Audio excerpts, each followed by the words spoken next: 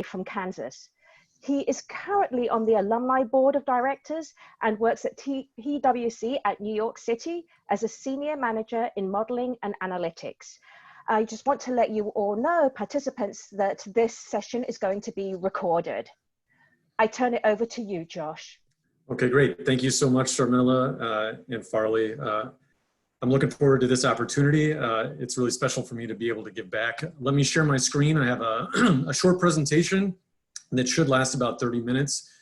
Most disabled participant screen sharing again.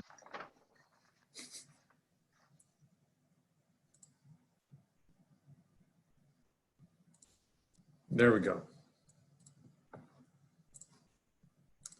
All right, you can see my background at the moment. Let me load my presentation. All right, Sharmila, thumbs up, you can see it? Okay, great. All right, so let's see, let's move some stuff around. Just as a side note, as we begin, there are a number of resources that current students and recent graduates should utilize at Pacific. The Career Services Center at the university is one. I know business students have access to the Career Management Center in the business school. Am I the only person you should listen to about navigating the current economic situation? Absolutely not. There are resources out there where you can gather more information. Please utilize those. So to summarize the current situation, as the US continues to struggle to respond to the coronavirus crisis, we are facing a stormy economic forecast. This should be obvious to everyone at this point, but that's especially true for the class of 2020 and potentially rising seniors and juniors. In the past 2 months, more than 25 million people have filed for unemployment, and it's likely to get even worse before it gets better. As graduates, you were primed to enter the healthiest labor market in 2 decades and are now poised to seek your first post-grad job in an economic depression. So I'm here today to talk to you about graduating into a recession, how I managed to get through it when it happened to me, with some struggles, but ended up being just fine. We'll first touch on the current state of the economy, then I'll describe my experience graduating into the last recession, what happened in the years that followed. Then we'll discuss potentially the future of work, what the future looks like, followed by a Q&A. And as Farley Stanek already said, please use the chat feature to ask any questions in real time, and she'll stop me and let me know if there are questions. All right, so the next slide. This is the cover of Time magazine to be published on May 18th, 2020. They actually release their covers early in a digital format before it comes out in print. I think it gets across the fact that the economy is in serious crisis, falling into a recession that's quite possibly deeper than the last recession we went through. And we all need to know what we're facing. On this cover, they're calling it the Great Reckoning, but I don't think we've settled on a true name yet. People have thrown around the Great Oppression or the Great Suppression. We just know that it has to be something great and menacing. In addition, last Friday, May 8th, the latest jobs report was released, giving us a better idea about how employment has changed from February to April here in the United States. And the following graphics are some of the best representation I could find to discuss it. How bad is unemployment? It's literally off the charts. 20.5 million jobs lost in April, the month of April alone, easily the most ever recorded in a single month, and dwarfing any prior period. Now this figure goes back to 1940, when this was tracked accurately. I know that the Great Depression, there were a significant number of job losses as well, but as far as formal tracking of job losses, it begins in 1940. Regardless of that, this $20.5 million jobs lost is so big that the scale on this graphic is too small to represent it. That red line actually continues down 10 times larger than the scale of the figure. This next slide represents a different way of looking at unemployment. It's the unemployment rate rather than jobs lost. And it covers unemployment rate going back to the 1950s when unemployment rate was formally tracked. Again, we see in just 1 month, the unemployment rate is the highest on record. To place that against, in comparison to the Great Depression had an unemployment rate upwards of 25%, but that was in a different era before we had government safety nets, unemployment insurance, and other things that were meant to help people who become unemployed. This next figure, it may be hard to see, but this is the same unemployment rate broken down by educational attainment. I thought this was important to show everybody who will be graduating or recently graduated that college graduates in both the last recession and in the current moment did fare and are faring better than those with less education.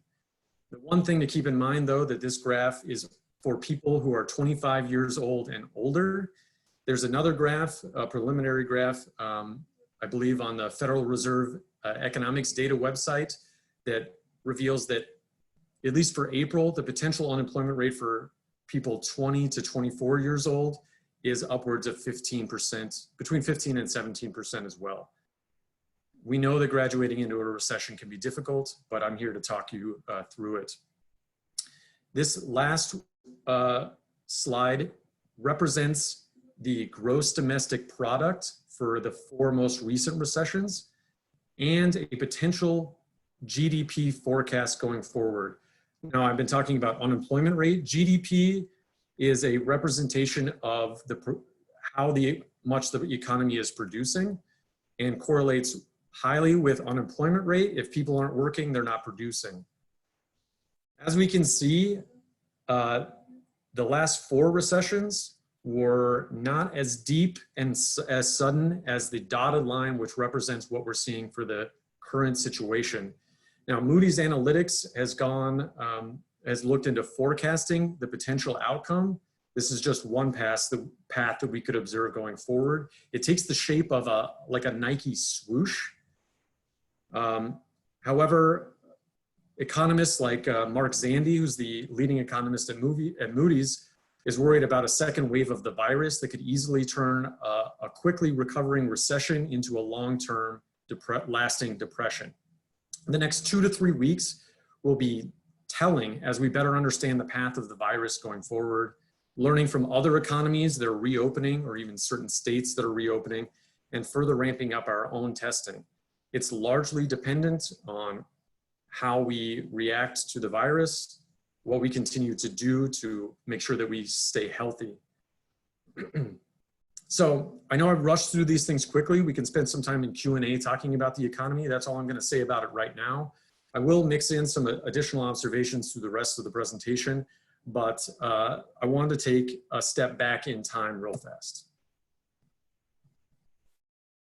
So this is a picture from 12 years ago, May 2008. What I want to say is to the graduates from 2020 is that I graduated into similar economic uncertainty 12 years ago. In 2008, in May 2008, that was the beginning of what is now known as the Great Recession, more than a year into the housing crisis that hit Northern California, in which San Joaquin County is the epicenter. This picture is evidence that I attended the same university as you did or you do, and you'll recognize a lot of the professors in this photo from 12 years ago. They're almost exactly the same. I know that Michelle Amaral left recently, but Dr. Heron, Dr. Meyer, Dr. Stanek, and Dr. King were all there when I was there. I took similar classes in the same classrooms, but I want to reiterate a few things that are related to this photo. One of the benefits of going to Pacific, especially in the econ department, was small class sizes and available professors. While this photo was being taken, or just after it, I talked to Bill Heron about places I should go in Washington, D.C., where I knew I was headed right after graduation. He ended up putting me in touch with many former colleagues of his that he worked with when he was there years prior. One thing that's already been pointed out was that I'm a member of the Alumni Board of Directors on the Alumni Association. Everyone graduating should join the Alumni Association. But that means that I come back to Pacific on a regular basis, two, 3, or 4 times a year. One thing that I make sure to do every time I'm back is try and visit the econ professors. Sharmila King and Farley Stanek have always welcomed me in for a conversation. Their door to their office has always been open. The same can be said for the other econ faculty. But that's part of the reason that they invited me to speak today. And part of the reason I continued to give back to Pacific was because of the relationships that Pacific enabled us to have with our professors. There are 2 other gentlemen you might not recognize in this photo. One to my left, to the left of me in the photograph in the back is Igor Greenberg. He's actually a senior risk and compliance expert at PG&E in San Francisco. And another one, the other gentleman to my right with the wreath around his neck, his name is Kyle Kennedy. He's a senior economist at FHFA. Now, this group of people in this photo represent where I started as far as the connections I had at Pacific and the people I could leverage to help me get through the economic crisis in 2008. So another point I want to make is that you need to leverage your connections starting today. This is the same point in time 12 years ago as we are today, graduating.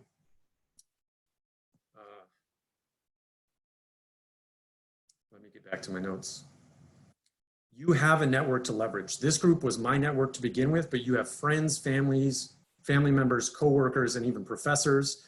I made connections at Pacific, in graduate school, later at an internship at FHF, the Federal Housing Finance Agency, but I also made connections playing rec sports or through social media or other avenues.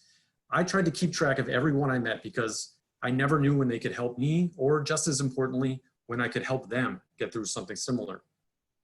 One thing business school courses should have taught you is that we're better as a team than we are alone. And it's true, currently at PwC, I work with many, many intelligent and talented people that could go it alone. But nothing gets sent to a client without someone else reviewing it first.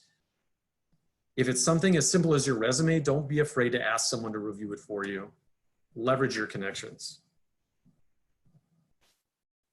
You recognize this photo. It's actually a picture of the building that the prior photo was taken inside of. Now, I walked out of that building as a distinguished graduate. I spoke at commencement during that graduation. I was student body president, as was already mentioned. I was a relatively good student when I applied myself. Can you guess where my first job was out of school? You could put it in the chat. I'm actually not going to wait for the answers, but I can just reveal it. I graduated and started working at Starbucks. I didn't have a job lined up for graduation. I hadn't yet determined if I was going to go to graduate school or not. I was actually largely adrift at that point in time, but I was lucky in the moment. I moved to DC. My brother allowed me to sleep on his couch. I did actually have some serious job interviews lined up in Washington, DC, but I didn't get hired. So what did I do? I had to make ends meet. And so I, also to bridge the gap between where I was and where I wanted to go, I started working at Starbucks. And you know what? That period in time, all of the negative things that happened to me during this part of my career made me more appreciative of the opportunities I had later on. A point I want to make about this is that everything is an opportunity. There's no shame in taking a job like this. I gained valuable experience and learned a lot from working at Starbucks. For starters, I learned how to make a latte, which allows me to properly use my espresso machine. That's one positive thing. But what they ended up doing was put me at the register. I learned client relations at Starbucks in Eastern Market in Washington, DC, and it was a great learning experience. I had to figure out how to convince people to hand me money and be happy about what they were getting in return, a $5 coffee.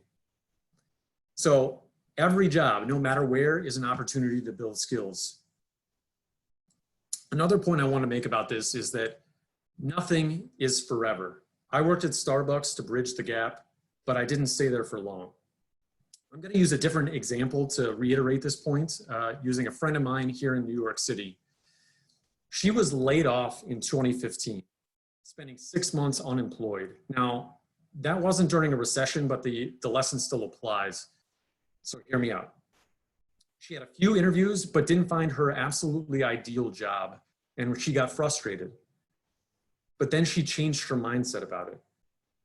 One job offer she did receive was at a company that she didn't really care for. It was actually Avon Cosmetics, a makeup distribution company. I'm not knocking Avon. It's just not, it wasn't her ideal company. It was also for a job that she didn't really want to do. It was still in the same vein as what she wanted to participate in, but it was an organic social media manager. You can Google what that means. But she decided to take it anyway. However, that mindset change enabled her to institute a plan for herself. While learning everything she could about her actual role and fulfilling her duties, she reached out to people within the company who were doing the job that she wanted, which was actually paid social media, buying advertisements on Google, Amazon, Facebook, other social media platforms, rather than just posting them organically. She asked those people if she could help out. She showed interest and she got new experiences. And she spent an entire year doing this. So the long story short, she leveraged what she learned into a new job. She now is a paid social media strategist at the Wall Street Journal, a company that she wanted to work for and a job that she wanted to do. The point of that is experience is valuable no matter where it's at, no matter what job it's in. You can leverage that experience into to get you closer to where you want to go. So again, in a similar vein, I didn't stay at Starbucks for long. I actually decided to go to graduate school.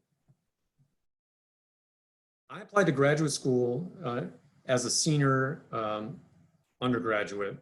The best ones didn't accept me. One prestigious school waitlisted me and then didn't have an open spot, but I was accepted to the University of Kansas. Now, Kansas had a rolling enrollment, allowing late joiners up to near the first day of classes. So I went there because I felt like, given the circumstances, this was the best option for me. But were I faced with that decision today, I don't know that I'd make the same choice. In part, and this is a point for you to take in, that decision is personal. And if you're going to choose to go to graduate school, it's a complex and uncertain decision. There's no clear-cut arguments in favor for it or against it, but you should ask yourself questions like, in the career paths you're considering, will an additional degree help? Will it improve your job prospects? Is there a program that makes sense for you right now? Now, I put together this quick graphic that weighs that decision. There are positives to graduate school and some possible negatives. It could potentially increase your earning potential and future promotion. It would allow you to invest in a specialty while riding out the recession. It'll give you a chance to follow a passion or interest that could turn into a career. Some negatives potentially, or it could add debt. It might take 2 to 7 years. It can be stressful. It can be highly competitive. There's actually no guarantee you'll get a higher salary when you come out of it. And it might actually make you too qualified for some jobs. I know some people that experience that. If you think graduate school is an option for you, please seek out help to work you through this process. There are many more questions you'll need to answer for yourself. I know that your professors might tell you a similar story as I did. Some of them ended up with PhDs because they chose to enter graduate school during an economic downturn. They just stayed longer than I did. I expected to get a PhD, but left with a master's degree after weighing the pros and cons again when I was given the option to leave. One of the questions that I ended up answering at that point was, what could the economy look like when you graduate? In 2 to 7 years, is the economy going to still be poor? Well, you have to answer these same questions for yourself over again. That's one thing you'll have to answer for yourself. Another thing that I find really important is What other ways can you supplement your education? Now, when I graduated in 2008, it was at the beginning of the online coursework revolution, excuse me. Popular online learning platforms like Udemy or Coursera weren't founded until 2009 and even 2012. So the options I had to supplement my own education weren't at the same level as they are today. Instead, I spent 2 years at Kansas taking advanced math and econ courses. So why don't we jump right into how you can supplement your education regardless of whether you go to graduate school or not. This is a graphic I took from PwC related to digital upskilling. One thing PwC has done a really good job of for its current employees is investing in additional learning. Learning doesn't stop at graduation. It continues for the rest of your career and will continue. Digital technology will permeate any career path you choose going forward. As I just got done saying, you can now learn for free, potentially, or for much less money than going to graduate school.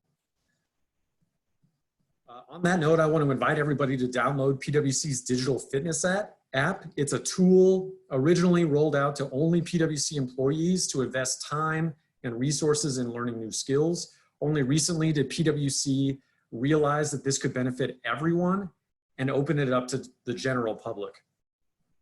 It contains 1 to 2 minute microbursts of learning activities that give you small bites of knowledge to get you thinking about and developing your, what they're calling a digital IQ.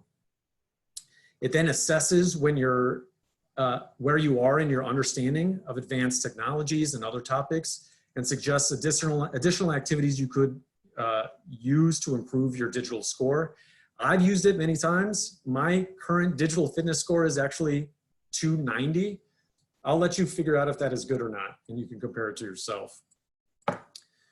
That's one thing that PwC is doing, but beyond PwC, there's a plethora of other content, books, videos, podcasts, online courses, and more that are now widely available at no or limited cost to the general public. Arguably, online courses contain much of the same content as the materials that are being studied in some grad school programs. Over the last few years at PwC, I've actually spent time learning about Spark, R, Python, Tableau, Amazon Web Services, and Azure, which are cloud computing technologies, through online coursework through Udemy and Coursera, because those things matter to our business and our clients at the moment. I do, however, understand that everyone at Pacific has free access to LinkedIn Learning. I didn't realize this until only a few days ago that I also have access to LinkedIn Learning, and all graduates apparently do. So I clicked through that and learned more about working through a recession. Actually, the first thing that LinkedIn Learning suggested that I take was understanding a recession. So anyway, I just want to reiterate that while learning doesn't stop at graduation, it's tough to know what you should be learning. So I have a way to think about this using the internship I actually got during graduate school. Let's jump to that. So after deciding to go back to school, I leveraged my connections to understand what options I had for internships at the time. This is back in 2008 and 2009. Kyle Kennedy, who I mentioned in a prior slide, had interned at the Federal Housing Finance Agency as an undergraduate. Dr. Heron, again I mentioned earlier, had worked at this agency's predecessor, the Finance Board. So I talked to them about what would make me a better candidate for a job here. Essentially what I was doing was setting a goal for myself to try and achieve an internship at FHFA. What should we take away from this? You should try and set long-term goals to achieve. I set that goal for myself. I spent my first year of graduate school working on not only getting good grades, learning as much as possible, but also trying to develop specific skills in an understanding that would make me a more desirable candidate for this internship specifically. including me and Kyle being an intern there as well. Many Pacific graduates have interned at the Federal Housing Finance Agency over the years. I can think of a few, Igor Greenberg, who graduated a few years after me, and Caleb Mayfield, among others. So I set that goal for myself and I worked to achieve it. Let me explain this goal setting in a more general context. Think about what I mean by a long-term goal. It could be anything. Say you set a goal to buy a really nice car in the future. You're not ready to buy one now, so walk yourself backwards from that eventual purchase and think about the steps necessary to reach that goal. There's probably more than 30 steps in the process, and if you write each of them down in detail, now you have a plan to reach your goal, not just a goal. And as long as you're willing to take those steps, you'll be moving yourself forward. Now replace this nice car concept with something else, like an internship at FHFA or a job at Amazon or somewhere else more ideal. And because nothing is forever, you'll have opportunities along the way to reevaluate that goal to see if it's still appropriate with each step that you take towards it. Who knows, by setting a goal to say, buy a nice car, you might end up eventually getting a PhD out of it. The most important thing about all of this though is setting that goal. You might ask, what if setting a goal doesn't work out for me? Well, I know I'm simplifying it, but I set many goals and not all of them worked. But the fact of setting a goal and working towards it is the most crucial ingredient in this recipe. You'll build upon your experiences and something will work out. Like, I don't have a nice car. I didn't reach that goal, but I do have a master's degree. Eventually, using that internship and studying in graduate school, I got a job at FHFA at this agency. I made it through the worst years of the recession, spent 2 years there learning everything I could, worked for the US government, and then leveraged that experience into a job at PwC where I work today. So that covers the span of the economic downturn and the recession that I graduated into. These were just a few things that I did in the 20 minutes I've been talking to get myself through it. And I'll summarize this in the end. But this is a photograph of the lobby of the PwC office at 300 Madison Avenue, right near Grand Central in New York City. One thing you'll notice about this is that there's nobody in the photo. And this is probably what it looks like right now or today. One thing I think is important to talk about is, what is the future of work? I haven't been to that office, which is my home office, in more than 2 months. And there is a strong possibility that I won't go back to that office until maybe September, and maybe not ever. PwC has talked about when they're going to reopen the office and invite people back to their cubicles, but they said that when they do reopen it, it'll be at 15%, 1/5 of the capacity that it originally had. One thing that PwC does is periodically issue a survey to chief financial officers across all industries, both public and private. They share these results. This is a question that they asked CFOs across many businesses and got responses to. Which of the following is your company planning to implement once you start to transition back to on-site work?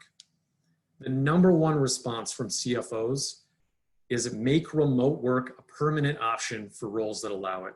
That includes my job. PwC is actively doing that themselves, but everybody across the industry is moving in this direction.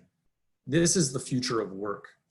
You'll notice that the other 2 things in this survey are accelerate automation and new ways of working, and reduce real estate footprint. Those go hand in hand with remote work. I can also tell you that all of my clients across the financial services industry, major banks, Citigroup, Bank of America, Wells Fargo, they have also all gone remote. This pandemic and this situation has pushed everybody to make sudden drastic changes that were already in the works, but are now permanently changing the work environment. Amity Millhiser, who is the vice chair for PwC, has been going on different shows like Yahoo Finance. This is actually a picture of her working from home, talking about disruption and what has changed for PwC and what's changing for the financial and consulting industries. And I quote her here, and I'll read it to you, briefly summarizing it, because I feel like her words are really important when it comes to understanding what's changing about work and what you can expect to, what kind of environment you can expect to be working in pretty soon. Disruption has been accelerated. The eventual recovery may bring many of those jobs back as shuttered sectors of the economy like dine-outs and live entertainment return to operation. But the rise of remote work during the pandemic will permanently alter the way businesses operate. Having a workforce that is equipped to navigate this new remote digital-centric way of working is not only beneficial, but essential. One thing I know about what students have experienced over the last semester is that they have also suddenly been put through drastic change and had to adapt and develop how to continue learning in an environment like this using Zoom. The same thing can be said for your professors. They suddenly had to figure out how to do this themselves. But that is a learning experience in itself. I'm talking to you over Zoom. I've conducted business meetings over the last 2 months through similar platforms. This will continue. View your time learning virtually as something that a tool you can use to get a job going forward. This is what you can expect. To continue driving that point home, this is a photograph from Bob Moritz, who's actually the global chair of PwC. He's the #1 guy in the whole company. This is where he's working from. That's the desk that he's working from. He posted this to Instagram and he added a little caption. And he says, working from home adjustments, we won't need bigger office buildings to run this business. Imagine the savings in terms of administrative costs, travel time, or traveling costs. This is an opportunity to use to our advantage. He is seeing the new future of consulting and assurance. It may turn out to be, if we turn out to be successful in adopting this, we'll be able to outsmart our competitions and dominate the market. This brings me to my last point, which is everybody in this situation needs to have adaptability and flexibility. If the PwC global chairman can react and adapt to the situation, everyone can. So just to summarize, I know I'm going a little bit over. By now, there's a ton of advice out there for students and graduating seniors. I actually read a lot of it preparing to talk through this over the last 30 minutes. But just remember, I sat in the exact same classroom as you did. I took the same courses with the exact same professors, and I graduated in economic uncertainty. But these rules I have up on this slide are essentially what, looking back, I realized I followed and that I want to tell you that you should follow as well. Be flexible, adapt to the situation, be curious, continue learning and developing yourself. Set plans for yourself, goals, and work towards them. Be human. Your connections are important to your future success. And to a certain extent, be fearless. Take calculated risks, be open to opportunities, because everything is an opportunity, and just know that nothing is forever. You will come out of this okay. So I spent 30 minutes. One last slide. I want to let everyone know that PwC is still hiring. We're hiring on an exception basis for select areas of the firm and financial services. You can find jobs at pwc.com financial services. You can Google that or it'll come right up. And I told you that I started with a small group of connections that I leveraged to help me get through the crisis in 2008. Well, you can find me on LinkedIn. I can be someone you connect with to help get you through this as well. If you're a rising junior or senior, internships have moved online as a result of this situation. This opens up the possibility of internships all year round, not just during the summer. You can, this is true for not just PwC, but a ton of firms. You can find internships for PwC at that address. You could just Google it, it'll come right up as well. But it's not only PwC, you can find them at KPMG, E&Y, Deloitte, all of the consulting firms, and many, many other businesses. So that's the conclusion of my presentation. I know that we're going to go to a Q&A session. I quickly want to thank Dr. King and Dr. Stanek for helping me work through this. A PwC principal partner also helped talk me through what he thought I should share, and then Julian, who's a VP for the Alumni Association, also helped me with this. So want to open it up. I don't know, Farley, have you received any questions at all? The questions that I got so far, I answered, like what test did you take to go to graduate school? And then we were talking a little bit about LinkedIn Learning before you mentioned it. Margaret was letting us know that it's available for Pacific students and alumni. So we were actually talking about that online on the chat right when you were talking about it. I did want to mention to our econ students, we will put the this PowerPoint up on our Canvas website, right, Dr. King? So if you want to find those links and go back and look at it, and I'm sure that the business school probably has a place where they'll do the same sort of thing.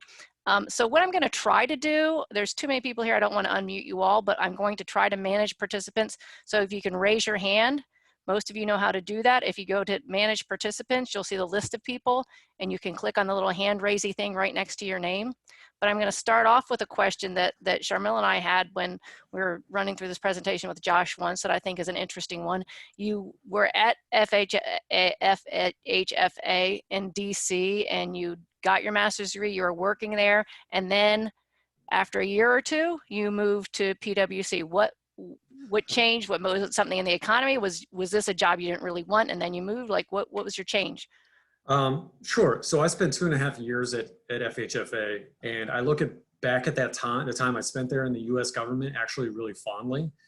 I had an attitude of learning everything that I possibly could and taking everything I could from the U.S. government and the agency I worked for. That included lectures and presentations, trainings, everything that they could offer. But at some point in my experience there, I felt like I had outgrown the government. I had an experience, a good experience there. I found myself constantly asking for additional projects, sometimes even annoying senior economists there for them to give me things to do. And I wanted something more fast-paced. So I loved my experience there, but I was ready to move on. And so I found a job at PwC, which is absolutely more fast-paced than where I was working at that agency. Now, Kyle Kennedy is still working at that agency. We actually overlapped pretty significantly. He'll tell you that he continued to work there because of the benefits that the agency gave him, and more power to him. I was just ready for something different. Maybe at some point I'll be ready to go back to the US government, but not at this point. One big thing I have to mention though is that PwC also paid me a lot more than the US was paying me. So that is a significant motivator in changing jobs. So just being upfront about it. That helps. Okay, I'm going to unmute. We have a question from Karmjeet Kaur. So hang on, unmute. It's not unmuting.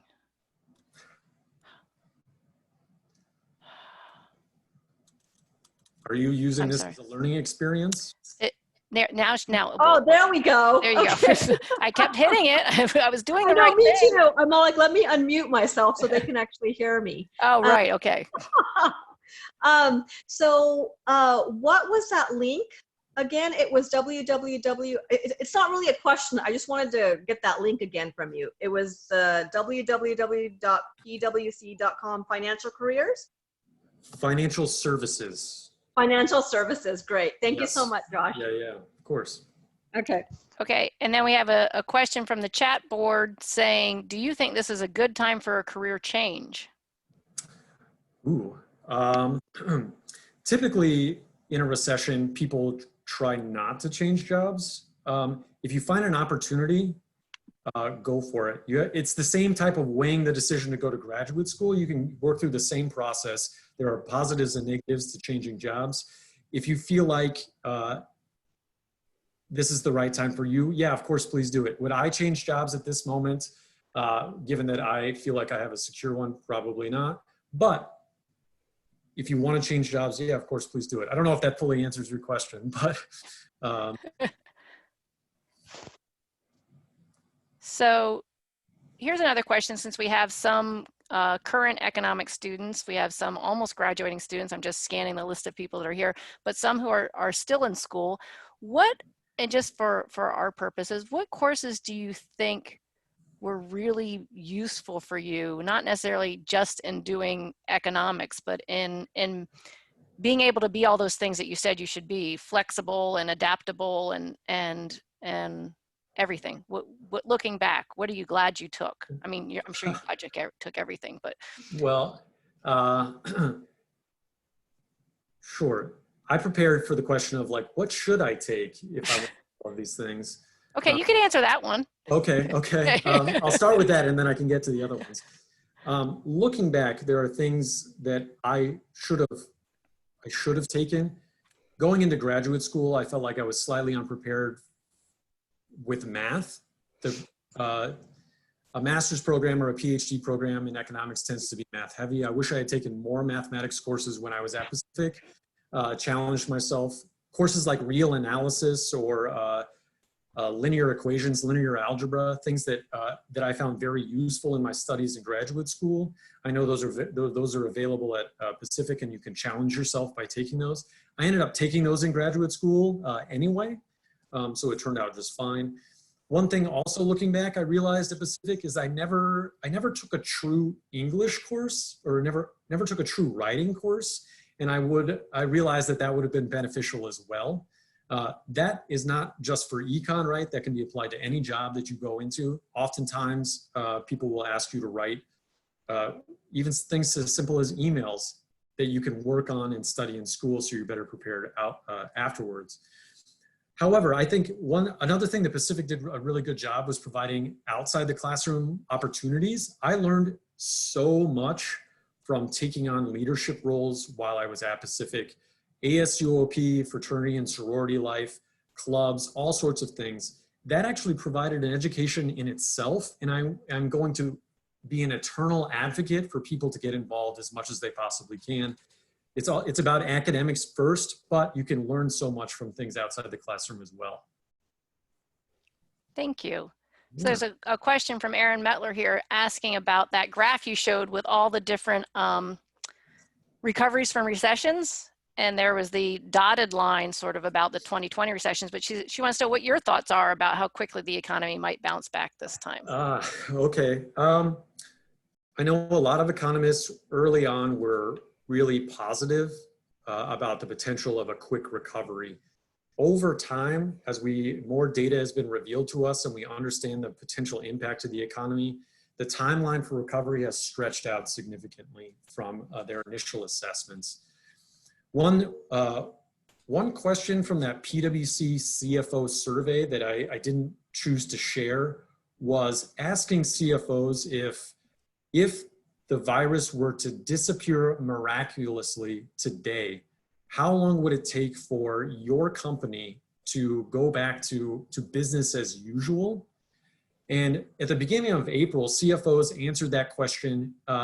About 35 to 40% of them said it would take longer than 3 months to go back to normal.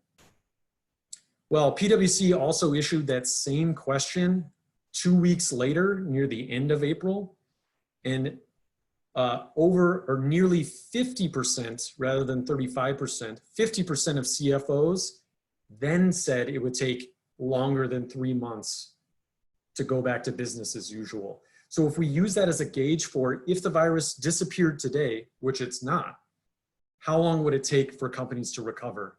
It's gonna take some time. Now, I live in New York City, which has been significantly impacted by the virus itself. We're still shut down. There is a plan to reopen things, but it's serious. A lot of people have lost their jobs here. Restaurants reopening, retail stores reopening will take a long time to come back from that. Many of them may never open again. They've run out of reserves, they can't pay their employees, they can't pay rent. And so certain parts of the United States are gonna take longer than others.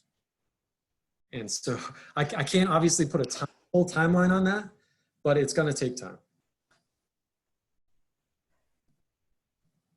Okay, so as you currently live in New York City, would you recommend that graduates look for opportunities in large metro areas like San Francisco or New York City to gain a different and unique experience, or would you recommend that graduates prioritize their decision based more on where they find the best job opportunity? Did a professor or a dean write that question? Because that sounds like something pretty decent. It was privately to me, so I can't say, but it was not a professor or a dean that I know. I can't say that this person's not a professor or a dean somewhere else. Okay, that's a tough question. I know that going into recovery, New York City was a vibrant city before all of this happened, and it will return to that at some point. There's a lot of value in working in a major metro area.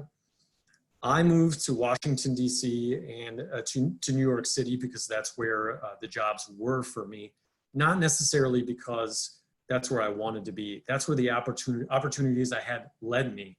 And so I took those opportunities. In my view, you take the best option, the best job, the best opportunity, regardless of where it is, keeping in mind, again, that nothing is forever. At some point, if a goal of yours is to move to New York City, you can push towards that goal and make it there. But don't prioritize moving to a specific large metro area as something that would outweigh other things like a good job. Okay, I have two similar questions coming in talking about upskilling using like LinkedIn Learning or Coursera or these other things. What type of classes do you think students should take? I know you talked about taking Python, and I know you're a big fan of that, but what kind of, do you think are most valuable? What skills, in addition to if somebody has the standard curriculum coming out of college, what skills do you think they should add on? Sure. When it comes to my job, the things that I listed are programming, Python, all of those things. That's the direction where our financial services clients are going, using those programming languages to forecast credit losses or the future of the economy, et cetera. So that's where my job is going. Those are the skills. But it kind of depends on what students are interested in. If they have a job in mind, if they find a job description in a direction, a career path that they may want to follow, typically the job description will list skills that are required for that job at the bottom of the job description. That's one of the best places you can find the skill sets that you can study on Coursera or Udemy or other places. It depends on where you want to go. You'll quickly find out once you research those skills, depending on and take those courses, whether it's for you or not, whether you truly enjoy it and want to keep going. If not, you pivot to something else. Another thing you may want to do is LinkedIn is a great resource to find out who is working in what jobs. Several years ago, I was looking at other jobs while at PwC. I obviously didn't leave, but I was looking at, say, data scientists, people who are working in a data science specific position. I looked at their LinkedIn accounts and looked to see what they had studied, what certificates they had, to try and make sure that people who already had that job, that I could take those same courses, get those same certificates. They're obviously qualified to do the job. I wanted to make myself the best candidate to do so as well. So I know I just gave an answer of a way to think about or a way to I think that's good because what everyone's goals are different, like you said. So, and I think that's great advice. Think about what you want to do, and then in looking at the ads and say, oh, we would like a proficiency in Python. And if you see that in a bunch of ads, then well, that's probably something you should be looking at. Yeah, that's pretty obvious. And talking about data analytics, that segues perfectly right into our next question from one of last year's graduates. So an alumni coming back. Working in modeling and analytics going into this recession, do you think we'll see a greater move towards these more analytics-driven positions? Or do you see a movement towards this field being seen as a luxury for industries in which we may see a longer than average time needed to return to pre-recession level of job openings? Asked by a Pacific alumna with a MS in analytics. I can say this, that while during the recession, a lot of financial firms in my field have had to shift what they're spending money on. Suddenly their discretionary funds are drying up a little bit. They're less likely to spend money on my consulting services directly. However, I view that data analytics, financial services, analytics in general is an incredibly valuable position in today's market. Firms are always going to need someone to help them understand the decisions that they make, especially in an uncertain time. I mentioned that some of the firms are spending less. However, I have never had more work at this time of the year than I do today.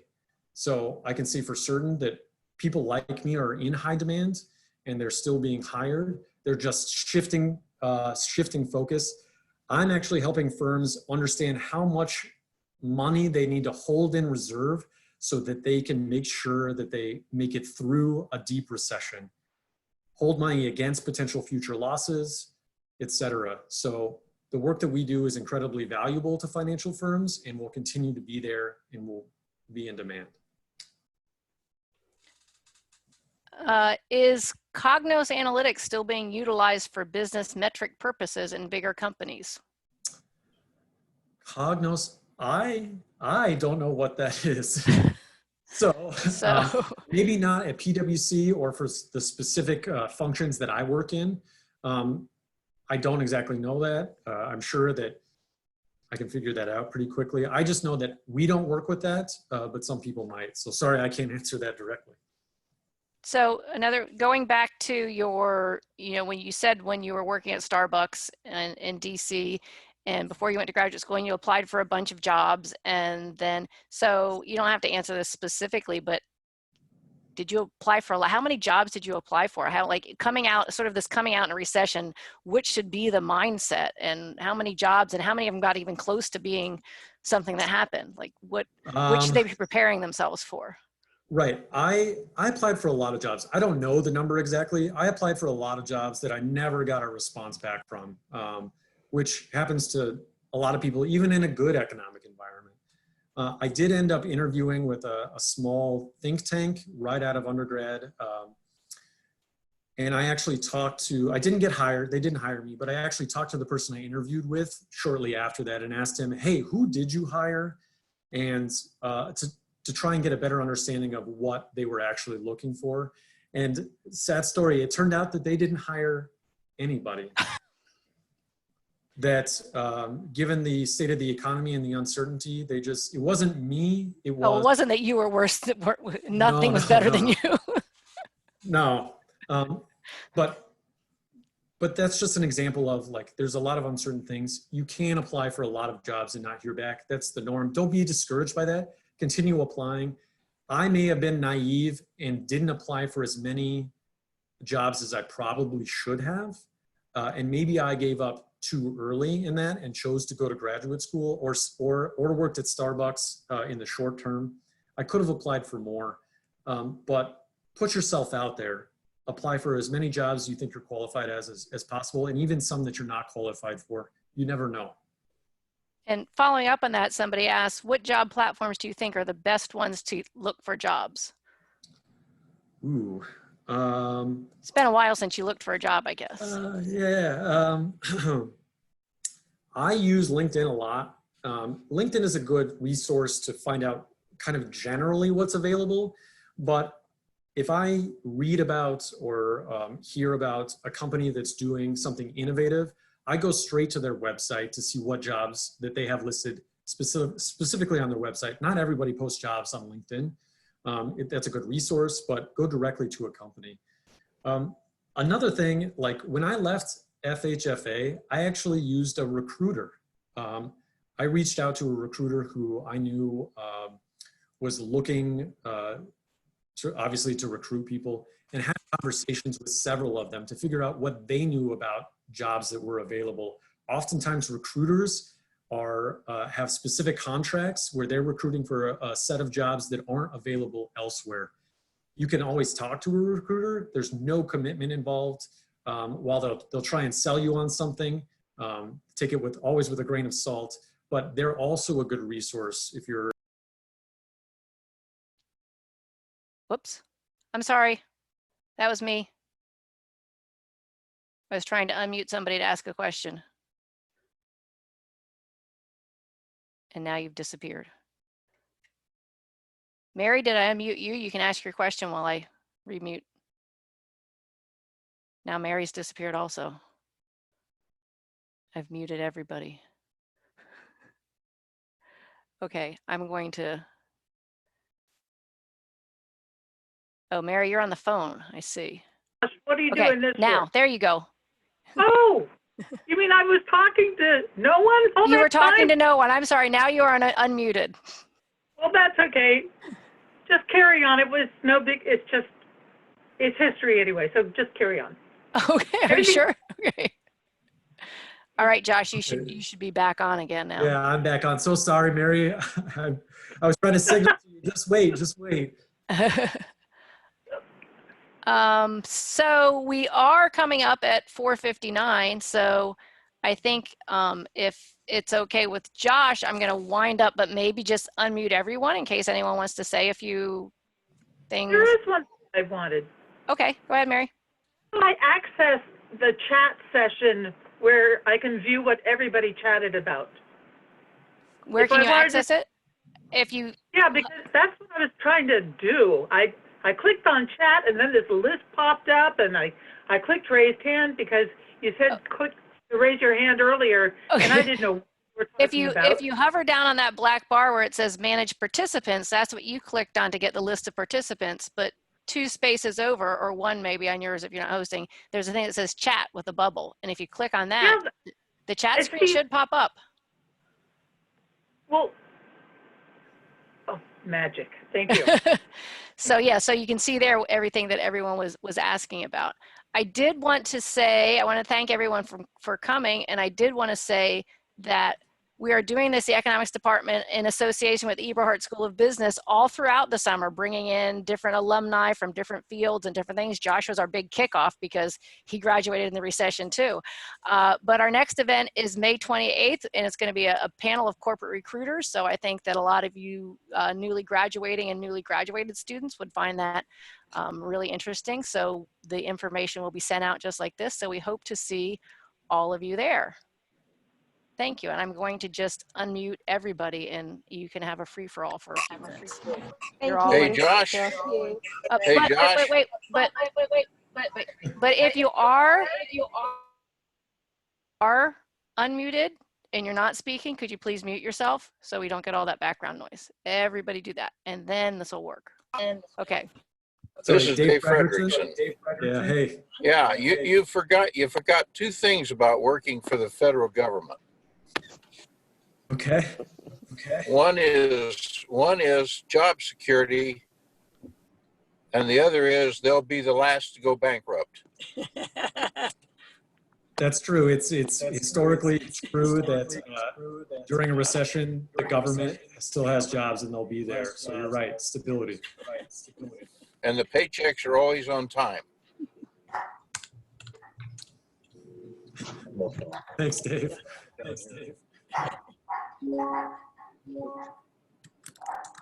All right. I just want to say thanks to everybody. It was a pleasure of mine to be able to talk to you today. And, remember, find me on LinkedIn. We can still connect. I look forward to talking to everyone again soon. Thank you. Thank you. Very well done. Sorry, you're talking, you're muted.